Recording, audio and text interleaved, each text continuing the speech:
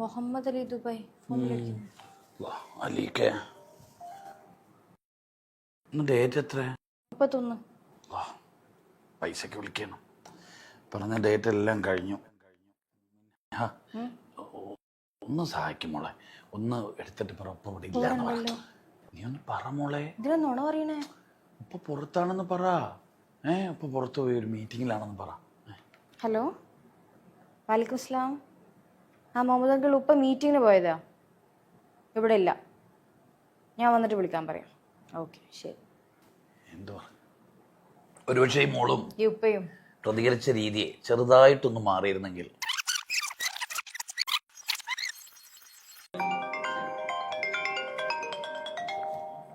മലിക്ക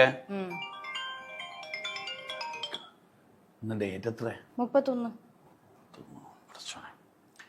പൈസ കൊടുക്കാന്ന് പറഞ്ഞ ഡേറ്റ് കഴിയും. ഞാൻ ഫോൺ എടുക്കണോപ്പാ? പൈസ മേടിച്ചത് ഉപ്പ അല്ലേ മോളെ, മോളെന്തിനാ എടുക്കണേ? പൈസ അല്ലേ ഇല്ലാതുള്ളൂ, ഉപ്പ ഇവിടെ ഇല്ലേ? എനിക്ക് പറയാനുള്ളത് മോളോടല്ല, എനിക്ക് പറയാനുള്ളത് ഉപ്പനോടല്ല, നമുക്ക് പറയാനുള്ളത് നിങ്ങളോടാണ്. ഈ വാല്യൂസ് പഠിപ്പിക്കാൻ പറ്റൂല, അത് അനുഭവിക്കണം. ജീവിതകാലം മുഴുവൻ നമ്മൾ പാരന്റ്സ് മക്കളോട് കള്ളം പറയരുത്, കള്ളം പറയരുത്, സത്യം പറയണം, സത്യം പറയണം എന്നൊക്കെ നമുക്ക് പറഞ്ഞ് അവരെ നമുക്ക് ഇങ്ങനെ പ്രൊവോക്ക് ചെയ്യാനൊക്കെ പറ്റും. പക്ഷെ ഒരു ക്രിട്ടിക്കൽ സമയത്ത് അവന്റെ ഉപ്പ സത്യം പറയുന്നത് കണ്ടാൽ മതി. 100 പ്രാവശ്യമൊന്നും കള്ളം പറയരുത് എന്ന് പറഞ്ഞു പഠിപ്പിക്കേണ്ട ആവശ്യം വരില്ല. ഏറ്റവും നല്ല മനുഷ്യന്റെ ഫണ്ടമെന്റൽ ക്വാളിറ്റിയാണ് സത്യസന്ധനായിരിക്കുക എന്നുള്ളത്, അല്ലെ? പ്രവാചകനെ പോലും 40 വർഷം സത്യസന്ധൻ അല്ല മീൻ എന്നായിരുന്നു വിളിച്ചിരുന്നത്. പ്രവാചകനാകാനുണ്ടായിരുന്ന ഒരു ക്രൈറ്റീരിയ പോലും സത്യസന്ധതയായിരുന്നു. അപ്പൊ സത്യസന്ധത, ഓണസ്റ്റി, നിലപാട് ഇതൊക്കെ വീട്ടിൽ നിന്ന് കിട്ടുന്നതാണ്, ഉപ്പമാരിൽ നിന്ന് കിട്ടുന്നതാണ്. മക്കൾ ഉപ്പമാരിൽ അത് ഒബ്സർവ് ചെയ്ത് അബ്സോർബ് ചെയ്തെടുക്കുക ചെയ്യുന്നത്. അതുകൊണ്ട് തന്നെ വാല്യൂസ് ട്രെയിൻ ചെയ്യാനോ ടീച്ച് ചെയ്യാനോ ഒന്നും പറ്റില്ല.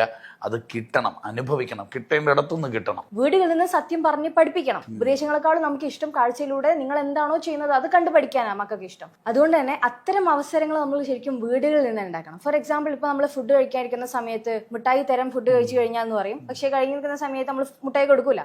അപ്പൊ കുട്ടി പണ്ട് മുതലേ കണ്ട് വളരുന്നത് ഇതാണ്. നുണ പറയുന്നത്, എന്റെ മാതാപിതാക്കൾ നുണ പറയുന്നുണ്ട്, പിന്നെ എന്താ എനിക്ക് നുണ പറഞ്ഞാൽ എന്നുള്ള ക്വസ്റ്റ്യൻ മാർക്ക് വരും. കുട്ടികൾ കള്ളത്തരത്തിലേക്ക് പോകുന്നതിന്റെ ഏറ്റവും ബേസിക് കാരണം നമ്മൾ ശരിക്കും വീടുകളിൽ തന്നെ ചിലപ്പോൾ നോക്കിയാൽ മതി. നമ്മൾ എത്ര കള്ളങ്ങൾ മക്കളുടെ മുൻപിൽ പറയുന്നുണ്ട് എന്ന് മനസ്സിലാക്കിയാൽ നമുക്ക് അതിനൊരു ബാക്ക്ഗ്രൗണ്ട് കോർ ശരിക്കും മനസ്സിലാക്കാൻ പറ്റും. ഇപ്പൊ തന്നെ ഈ സിറ്റുവേഷനിൽ കണ്ടു, ഈ ഉപ്പ ഒരു കള്ളം പറഞ്ഞ എന്തിനാ? ഒന്ന് രക്ഷപ്പെടാനാ. അപ്പൊ മോക്ക് കിട്ടുന്ന മെസ്സേജ് എന്താ? കള്ളം പറഞ്ഞാൽ രക്ഷപ്പെടാം. അപ്പൊ മോള് ക്രിട്ടിക്കൽ സിറ്റുവേഷനിൽ എന്ത് ചെയ്യും? കള്ളം പറഞ്ഞു നോക്കൂ, എന്താ? രക്ഷപ്പെടണ്ടേ? അപ്പൊ കള്ളം ഈസ് ഈക്വൽ ടു രക്ഷ എന്നൊക്കെ ഒരു ബോധം, കണ്ടീഷനിങ്, ലേബലിംഗ്, വിശ്വാസമൊക്കെ മനുഷ്യരുടെ മനസ്സിലേക്ക് ആഴത്തിലേക്ക് ഇറങ്ങുന്നത് വീടുകളിൽ നിന്നാണ്.